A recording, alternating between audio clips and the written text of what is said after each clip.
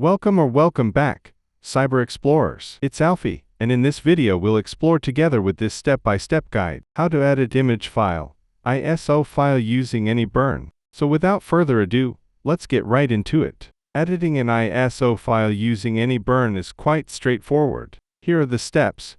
Go to the AnyBurn website, click on Download, and download the version and edition needed. Then, install it on your computer. Open the AnyBurn software on your computer. Click on the Edit Image File option. Enter the path of the ISO file you want to edit or use the Browse button to select it. Click Next to open the ISO file. AnyBurn will display the contents of the ISO file. You can add files and folders by clicking Add or using drag and drop. To remove files or folders, select them and click Remove. You can also create new folders, rename files or folders, change the label, and adjust advanced properties if needed. After making your edits, click Next to proceed. Enter the destination path for the new ISO file.